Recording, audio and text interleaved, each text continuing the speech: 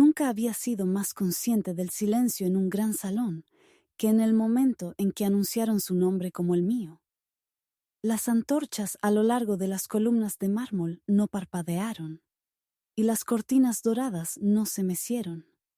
El tiempo mismo pareció contener la respiración mientras ella avanzaba, ataviada con mi vestido, mis colores y la sonrisa experta de una chica que jamás había fregado un suelo de piedra en su vida. La observé, quieta e invisible, pegada a la pared más alejada de la cámara, ceremonial, oculta bajo la capucha de una capa de sirvienta. Se movió con gracia. Debo admitirlo. No le temblaron las manos al llegar al cojín para arrodillarse, ni se le cortó la respiración cuando levantaron la corona real de su almohada de terciopelo. Pero el príncipe tampoco se movió, no hasta que el peso de la corona tocó su cabeza. Fue entonces cuando miró hacia arriba. Fue entonces cuando sus ojos encontraron los míos. Y de repente no podía respirar. Apreté la espalda con más fuerza contra la columna, como si la piedra me fuera a tragar.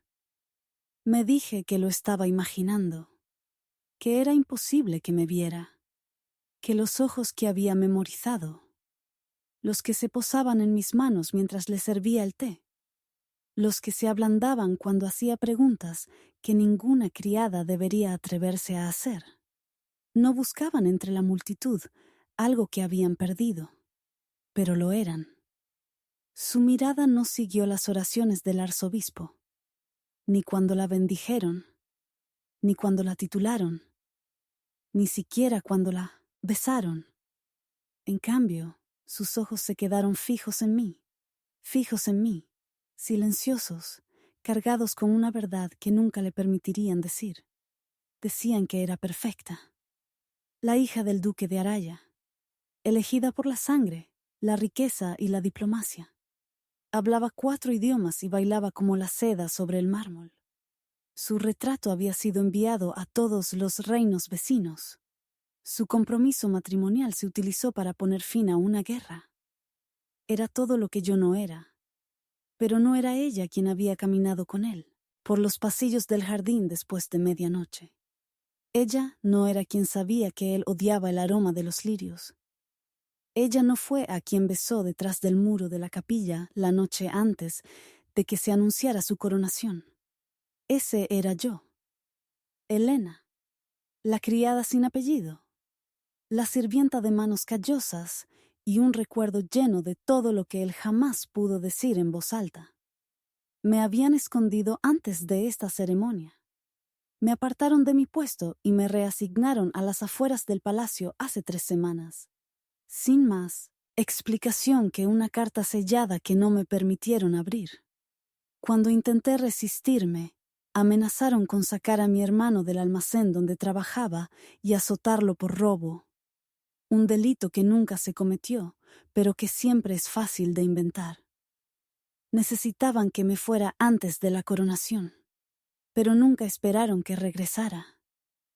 Y lo hice, vestida con la túnica de una pinche de cocina, con la capucha baja, escabulléndome entre los guardias con las mismas manos que una vez limpiaron sus armaduras. Necesitaba verlo, con mis propios ojos. Necesitaba saber si era real, si de verdad se había convertido en mí. Cuando se giró hacia la corte, recién coronada y radiante, vi la confirmación final. De su cuello colgaba una delicada cadena de oro. Mi cadena, el que me había dado en secreto. La noche del eclipse de verano. La cadena con el colgante de la estrella del norte. El último regalo de su madre antes de morir. Mis dedos se clavaron en mi palma con tanta fuerza que pensé que la piel se rompería. Ella lo llevaba como una medalla, como un premio, y el príncipe no dijo nada. Pero sus ojos, oh, sus ojos lo decían todo. No me quedé al banquete. Me escabullí en cuanto empezó la música, desapareciendo tras las escaleras laterales antes de que llamaran a los sirvientes para que rellenaran el vino. Me temblaban las manos al quitarme el delantal prestado y arrojarlo a la hoguera del patio exterior. No lloré. Todavía no. No podía permitírmelo. En lugar de eso, encontré la vieja bodega de hierbas detrás de los jardines del sur, el lugar donde solíamos reunirnos cuando él quería hablar sin que los guardias escucharan, y me senté en el frío suelo de piedra, repitiendo el momento una y otra vez, la forma en que no parpadeó cuando el arzobispo dijo su nombre, la forma en que sus labios se tensaron cuando ella aceptó el voto, la forma en que me miró, como si la verdad pudiera matarlo. La coronaron, le dieron mi lugar, pero no pudieron borrar lo que sus ojos confesaban. Y eso era más peligroso que cualquier título que pudieran darle. El silencio del almacén de hierbas era más denso de lo que recordaba. No había vuelto a esa cámara de piedra desde la última noche que nos vimos allí, cuando sus dedos rozaron los míos por accidente, o quizá no. Y me dijo que temía más el peso de la corona que la guerra misma. Eso fue antes de que el consejo forzara el compromiso, antes de que me hicieran desaparecer. Ahora, el aroma a menta seca y tomillo machacado se aferraba a las paredes húmedas, como si las propias hierbas lamentaran la verdad que una vez habían escuchado. Me senté con las rodillas pegadas al pecho, el áspero suelo de piedra entumecándome las piernas, mientras su mirada, desde la ceremonia, aún me perseguía. No había dicho nada, no había hecho nada, y aún así, sentí esos ojos como un juramento que nunca había dicho. Salí del sótano antes del amanecer, deslizándome por los pasillos de servicio hasta llegar a la vieja lavandería cerca del recodo del río. Allí nadie me hacía preguntas. Vieron mi ropa, mi forma de caminar, y asumieron que era una de las docenas de chicas invisibles enviadas a limpiar los pecados de la seda. La carta tardó 3 días en llegar, doblado sin precinto, deslizado debajo de la manta donde dormí. Sin firma, solo 2 líneas. Nunca debiste verlo. Encuéntrame donde el velo se rasgó por primera vez. Conocía ese lugar. Se refería a la alcoba oriental de la Capilla Real, el salón de las cortinas. Fue allí donde la costurera nos sorprendió una vez, rozándonos las manos bajo un trozo de terciopelo roto, fingiendo hablar de ropa blanca, cuando el aire entre nosotros ya estaba demasiado cargado de preguntas que a ninguno se nos permitía hacer en voz alta. No contesté la carta.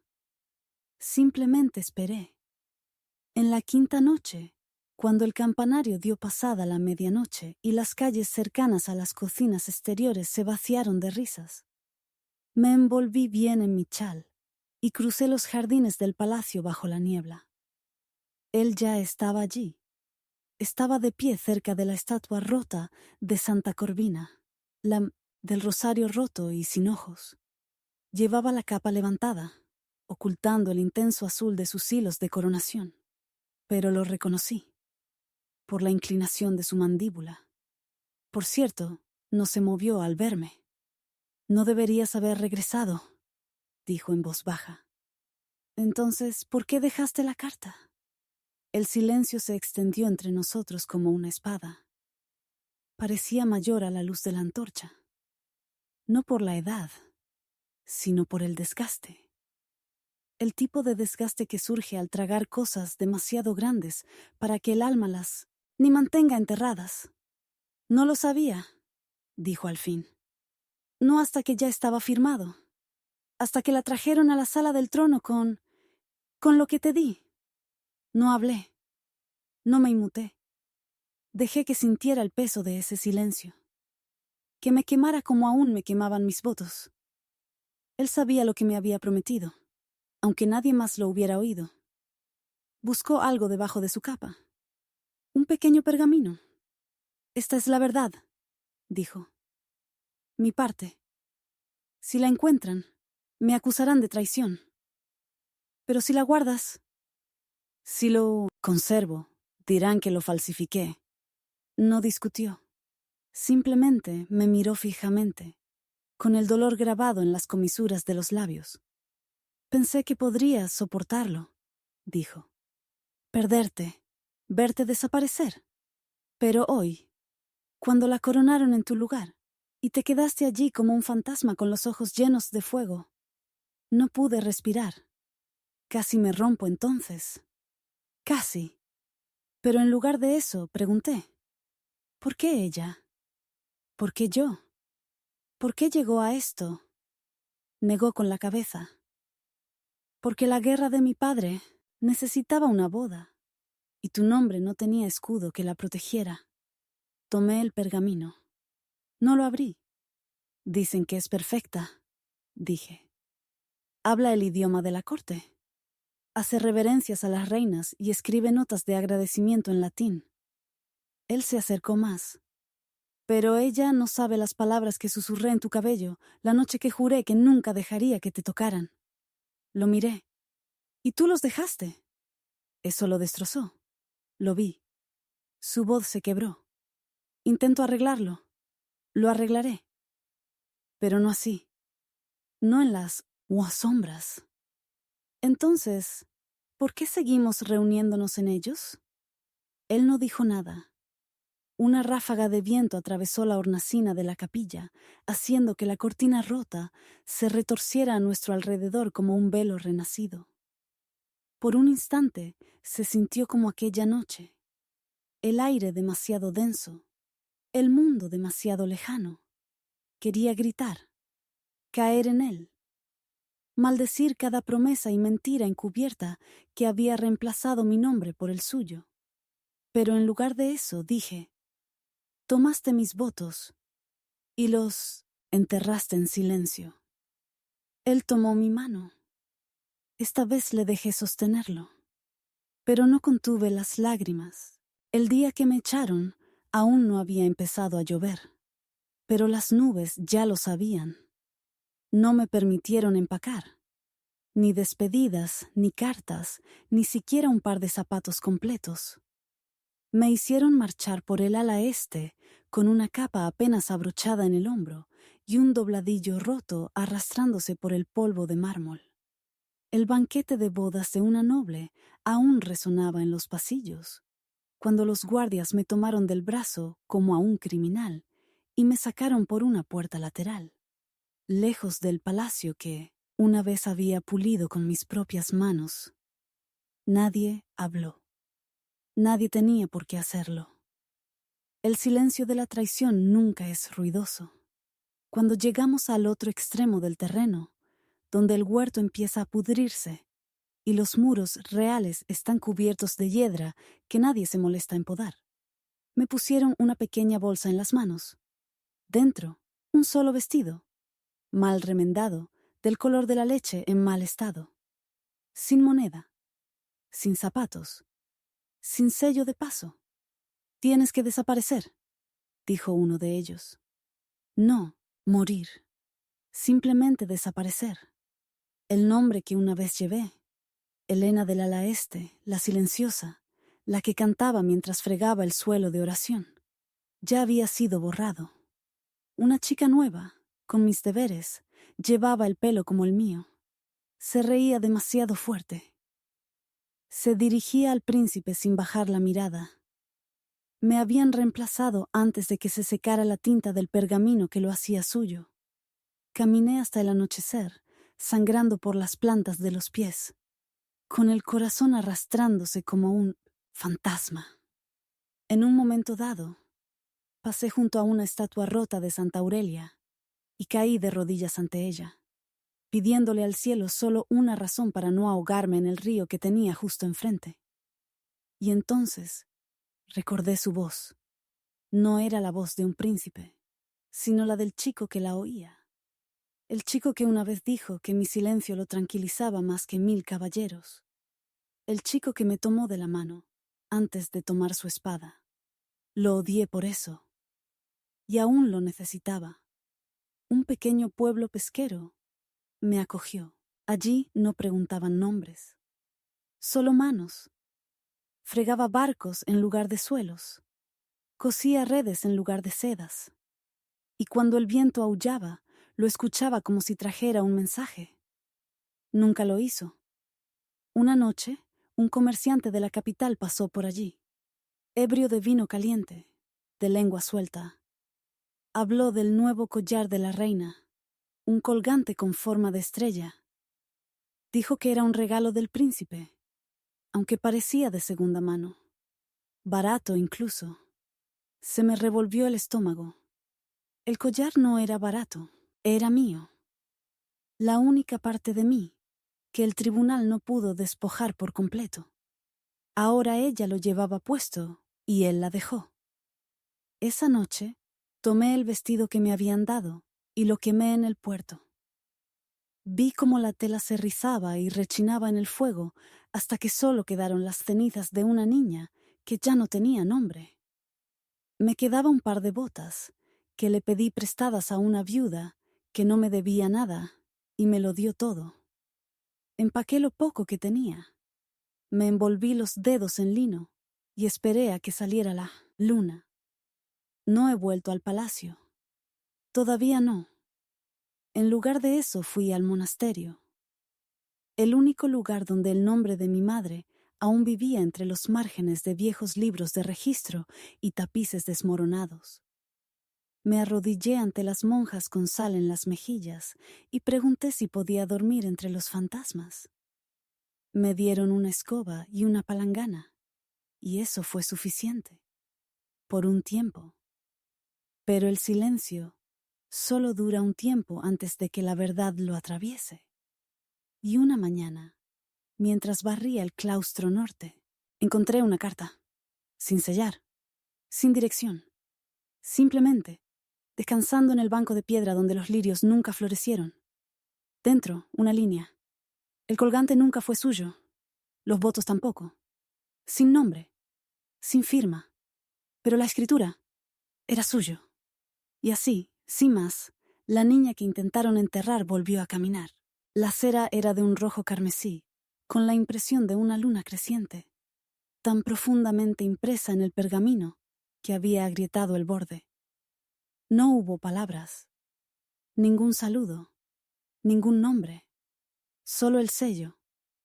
Le di la vuelta una docena de veces antes de atreverme a romperlo, casi esperando que la página interior se desvaneciera como la niebla o quedara en blanco como el cielo antes del trueno. Pero no había ninguna página, solo el pergamino doblado y esa marca roja como la sangre. Un mensaje sin mensaje. Habían pasado 2 meses desde la carta en el monasterio, desde que dejé a las monjas en plena noche, llevándome solo una pequeña cartera y el nombre que había aprendido a llevar como una armadura. Elena de ninguna parte. Elena sin nadie.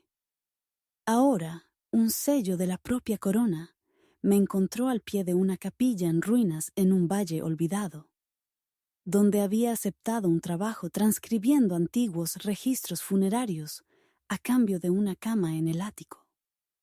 Nadie sabía que estaba allí, ni siquiera las estrellas. Y aún así, la foca me encontró. No dormí esa noche. Guardé el pergamino bajo la almohada, como si un segundo mensaje pudiera surgir de su silencio. Pero amaneció, y nada cambió, salvo mi forma de respirar. Él no se había olvidado de mí. No podía hablar, pero había encontrado la manera. A media mañana ya sabía lo que tenía que hacer. Envolví el sello en tela y lo metí en el forro de mi bota. La misma bota que me había alejado de todo lo que una vez consideré mío. Salí de la capilla, por la puerta trasera y tomé el camino que serpenteaba hacia los puestos del norte. No directamente al palacio, sino a la única persona que entendería el significado de un mensaje sin palabras. Señor Ciero había sido el tutor del príncipe. Un hombre tranquilo, con ojos como peltre deslustrado y manos manchadas de tinta. Nos enseñó latín una vez, en la parte trasera de la capilla. antes de que el príncipe se volviera demasiado regio para estudiar junto a una doncella. Pero Lord Ciero nos había visto. Oyó la risa ahogada. Observó las páginas rasgadas en secreto compartido. No me debía nada, pero esperaba que su silencio igualara al mío. Tardó 5 días en llegar a su finca. En cuanto abrió la puerta, se quedó mirando mis botas. Luego mi cara. Y luego dijo simplemente: «Entra, rápido». Me condujo por un pasillo estrecho, lleno de libros que olían a agua de lluvia y tinta. Su estudio seguía igual. Papeles apilados como altares, mapas del antiguo reino, curvados en las esquinas. Coloqué el sello en su escritorio sin decir palabra. No me preguntó dónde lo había conseguido. No hacía falta. En cambio, abrió un cajón y sacó un cabo de vela y una pluma desgastada. Luego giró el sello hacia la luz. «No te han olvidado», murmuró. «Ese no es el sello habitual del príncipe. Es el de su madre. Un sello privado. Reservado para cosas sagradas». Sagrado. La palabra se hundió en mí como una espina mojada en miel. Metí la mano en mi bolso y coloqué un segundo objeto sobre el escritorio. El lazo pergamino que me había dado una vez. El que, según él, lo llevaría a ser acusado de traición. El señor Ciero los estudió a ambos. Luego me miró. «¿Qué quieres hacer, niña?» «Quiero saber la verdad. Toda. Y quiero que me mire a los ojos y me la diga. No a través de mensajeros. No a través de sellos. Con su voz. Con su nombre». El viejo tutor asintió. «Entonces debes regresar a la corte». «Estoy muerto en la corte», dije. «Reemplazado. Olvidado. Entonces ve, como alguien que nunca han conocido». «No, lo entendí. No del todo». Pero metió la mano detrás de su escritorio y sacó un cofre que no había visto. Dentro había prendas, no reales, sino refinadas. Vestidos de provincias nobles. Un velo bordado con estrellas. Un chal con el símbolo de la casa de Arbane. Una línea prima lejana, extinta, desde las guerras fronterizas. «Serás Helena de Arbane», dijo. «Una pupila mía, educada en el extranjero. Tranquila, culta, marcada por la guerra. Nadie hará preguntas. No ahora. No cuando la corte esté distraída. ¿Con qué?» Él sonrió débilmente. «Por rumores de disturbios. Y una reina que aún no puede aprenderse el himno favorito del príncipe». Tomé las vestiduras y me convertí en Helena de Arbane. Y mientras volvía a tomar el camino que conducía a las puertas del palacio, con la capa bien levantada y el sello pegado a mi piel, me susurré a mí mismo: «Él todavía me ve. Y ahora me escuchará». El tribunal había cambiado. El palacio ya no relucía con el esplendor ingenuo que recordaba. Ahora se sentía más frío, pulido, pero hueco, como mármol tallado sobre una tumba. Los guardias vestían nuevos colores. Los tapices habían sido reemplazados por símbolos de paz forjados en tratados, no en la verdad. Y la reina, ella se alzaba en el centro de todo como una corona de cristal. Deslumbrante, delicada y peligrosamente falsa. Nadie me reconoció al entrar en la corte. Ni las criadas, ni los dosonmos, mayordomos, ni los viejos cocineros que una vez me dieron mendrugos para tararear mientras trabajaba. Ahora era Helena de Arbane, la tranquila pupila del Orsiero, pálida por la enfermedad que había padecido en el extranjero, de voz suave, atenta. La primera vez que la volví a ver, estaba riendo, no como una mujer enamorada, como una mujer intentando olvidar algo. Sus manos se aferraban a su vestido mientras descendía las escaleras del gran salón, mientras los cortesanos a su alrededor se alimentaban de sus palabras sedosas. Pero no los oí. Solo vi una cosa: el broche, un círculo dorado incrustado con perlas, tallado con vides que ya no crecen en este reino. Una reliquia, un secreto, y el mío. Había pertenecido a mi madre. Me lo pasó antes de que muriera, guardado en el forro de un delantal roto, para que nadie lo robara mientras se consumía tras los muros del monasterio. Lo había llevado siempre puesto, hasta el día en que me secuestraron, y ahora estaba situado sobre el corazón de la reina, sujetando una banda que ella nunca se había ganado. No podía respirar, no de rabia, de saberlo. Él se lo había dado, o peor aún, ella me lo había quitado, y él no había hecho nada. Salí del salón antes de que terminara la procesión. Encontré un pasillo tranquilo cerca del archivo del escriba y apreté la frente contra la piedra. El frío me tranquilizó. ¿Lo recuerdas? La voz detrás de mí no pertenecía a la luz del día. Me giré, y allí estaba, el príncipe. Pero no como lo recordaba. Este no era el chico de las sombras de la capilla. Era un hombre demasiado cansado para fingir indiferencia, demasiado angustiado para sonreír. Su capa estaba arrugada y el cuello desabrochado. Me miró como si los años que nos separaban hubieran sido minutos. «Lleva el broche de tu madre», dijo en voz baja. ¿Por qué pensó que silenciaría el recuerdo?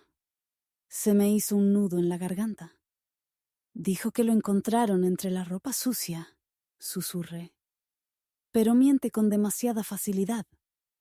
Se acercó, sin tocarme, nunca, como si temiera que volviera a desaparecer.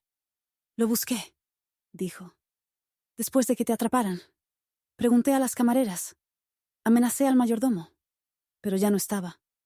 Un día se lo puso y la corte aplaudió. ¿Y tú? Morí silenciosamente por dentro. Eso rompió algo dentro de mí. No fue perdón. Todavía no.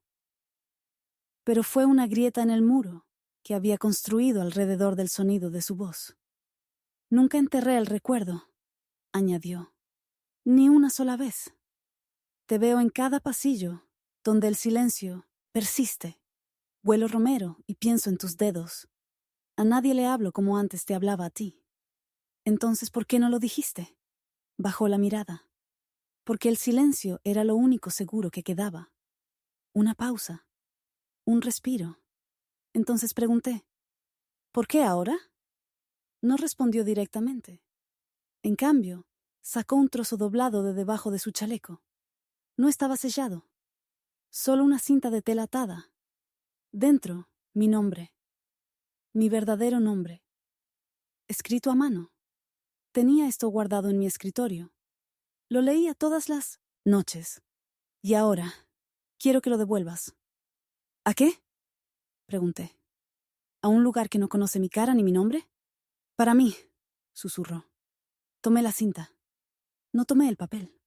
Iré, dije. Pero no como una sombra. Y no solo por ti. Iré por la verdad. Por lo que le arrebataron. Por lo que aún arde bajo el broche que lleva. Sus ojos se cerraron, y cuando los abrieron de nuevo estaban mojados. Entonces ven, dijo. Y no pares hasta que hayas quemado todo el lugar. Entonces me alejé de él. Y caminé hacia la cámara donde una vez había limpiado el polvo de las baldosas doradas, ahora listo para caminar sobre ellas como una tormenta. No como un sirviente. Ella entró cabalgando a través de las puertas doradas, con su capa ondeando como un estandarte en un desfile de la victoria. La reina. Los cortesanos se inclinaron. Las trompetas tocaron y los estandartes de los 3 reinos ondearon en su honor. Su coronación se había completado semanas atrás, pero hoy marcaba su primer día de gobierno oficial. Una nueva era, la llamaron. La era de la unidad. Pero la unidad tiene una forma de oler como perfume sobre podredumbre. Me quedé justo detrás de la multitud, cerca de la entrada de la capilla, donde el palacio antaño guardaba sus secretos. Nadie me vio con mi velo y mi gracia. Nadie sabía que la verdadera reina, la que él había elegido con la mirada, sino con su título, estaba a tan solo 30 metros de distancia, sin coronar, pero aún ardiendo. Al pasar, miró hacia la antigua capilla, la que ahora estaba cerrada al público con el pretexto de realizar renovaciones. Parecía nerviosa, solo por un momento, porque ella lo sabía. Sabía que él no la estaba mirando. Él me estaba esperando. La puerta de la capilla ya estaba abierta. Se quedó de pie en la sombra del umbral, con una vela parpadeando tras él, sin guardias, sin lacayos, solo el peso de cada voto no pronunciado. Extendió la mano cuando me acerqué, no para tocarme, sino para indicar que me veían. «Elena», suspiró, «¿has venido?» Entré. La capilla olía a madera vieja y oraciones olvidadas. «Casi no lo hice», dije. «Habría esperado de todos modos». Me condujo al primer banco, donde solo los santos del vitral podían oírnos. El vitral superior mostraba la imagen de Santa Lira, la mujer que una vez desafió a un rey al casarse con un soldado raso. Sus ojos pintados nos observaban en silencio. «Voy a disolver el matrimonio», dijo. Parpadeé. «No puedes». «Puedo». «Su consejo no lo permitirá». «No tendrán elección». «Prometiste paz».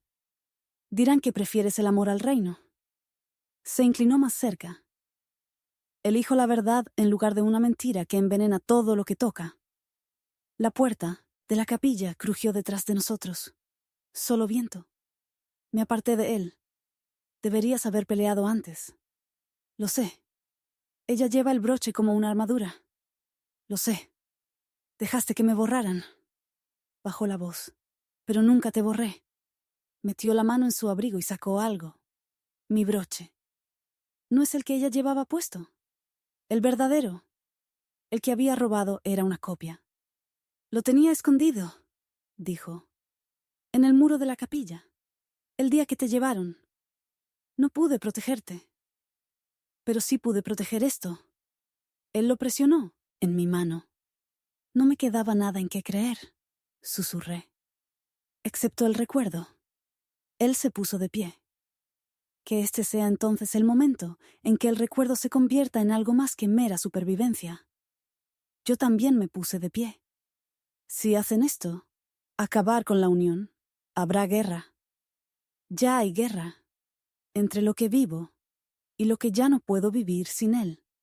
Él dio un paso atrás, ofreciéndome espacio, pero permaneciendo de pie como para protegerme del mundo. Llamaré al consejo mañana, dijo.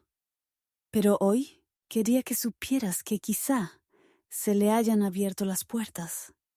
Él levantó la vista y sostuvo mi mirada plenamente. Pero yo nunca estuve esperando en esas puertas. Y entonces, por primera vez desde que me robaron el nombre, sentí que el mundo cambiaba. No a mi favor, pero hacia la verdad. La sala del consejo olía a tinta y sudor. La vieja piedra cargaba con el peso de 100 años de traiciones susurradas, y ahora mi voz se uniría a ellas. No me invitaron, pero de todos modos me quedé allí, a su lado, mientras discutían en círculos. 10 hombres, una corona, y ninguna idea de cuánta verdad podía soportar una habitación. «Es una criada», dijo una de ellas. «Lo era», corrigió. «Ahora es la razón por la que sigo creyendo en el juramento bajo la corona». No lo entendieron. Vieron un escándalo. Yo lo vi claro. Y me vio. Cuando cesaron los gritos y se retrasó la votación, nos marchamos en silencio. Me condujo de vuelta por el claustro sur, por el pasillo donde nos habíamos mirado por primera vez años atrás, cuando todo era más sencillo e infinitamente más peligroso. Se detuvo bajo el arco donde la vela siempre ardía baja, y se volvió hacia mí. «Elena», dijo. Hacía días que no usaba mi nombre así. Quizá años, quizá nunca, de verdad. «¿Te he hecho daño?» No hablé. Te hice promesas que no pude cumplir. Los vi ocupar tu lugar. La vi usar lo que te pertenecía y no dije nada. No supe cómo luchar entonces. Cayó sobre una rodilla. No en propuesta, en señal de disculpa. Os pido perdón, dijo. Lo miré fijamente. El príncipe abatido por la verdad que había enterrado durante demasiado tiempo. Pero no había venido a perdonar. Vine a revelar. Di un paso atrás.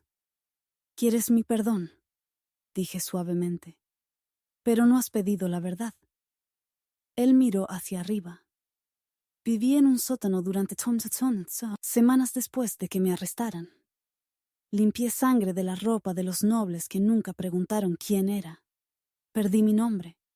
Perdí su sonido. Olvidé lo que se sentía al caminar sin miedo. Se puso de pie lentamente. Deberías haber venido antes, susurré. No pude, pero lo hice, dije. Volví, no para suplicar, sino para recordar quién soy. Soy la mujer que una vez estuvo a tu lado, no por tu título, sino porque me escuchaste. Miraste, y luego te detuviste. Él asintió con la cabeza, con un nudo en la garganta. Dices que quieres acabar con esto, la unión, la farsa. ¿Pero qué pasa después? ¿Vuelvo a vivir tras los muros, oculta del tribunal? ¿Se rumorea sobre mí? No, dijo rápidamente. Si me lo permites, quiero que el mundo vuelva a saber tu nombre. Sostuve el broche entre nosotras. Que esto hable por mí. Que cada mentira que hayan dicho se prenda en su vestido, no en el mío. Extendió la mano hacia adelante, lentamente, y la cerró a su alrededor. No más mentiras, dijo. Entonces, empieza con una verdad, dije. Diles que era tuyo, antes de que ella supiera tu nombre. Lo haré. Me tomó la mano. No como un príncipe.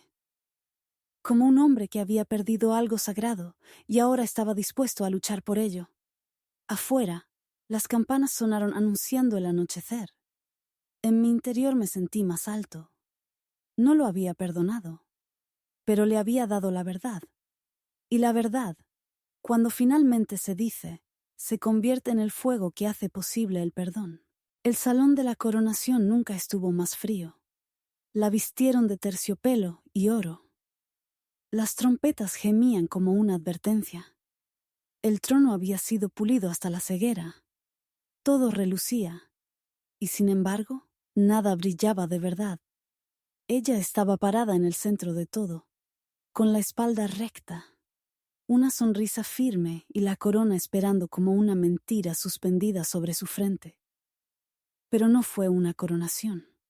Fue un desenlace. Porque todos en esa habitación, incluso los que fingían no ver, lo sintieron. Algo había cambiado. Y no fue a su favor. Entró por el pasillo lateral, no con procesión, ni con espada, solo, sin armadura, pero más majestuoso que nunca. Cuando se detuvo al pie del estrado, la reina vaciló. Él no la miró. Él me miró. Me quedé en la galería, sin velo ahora, sin nombre prestado. Solo Helena. Solo la verdad.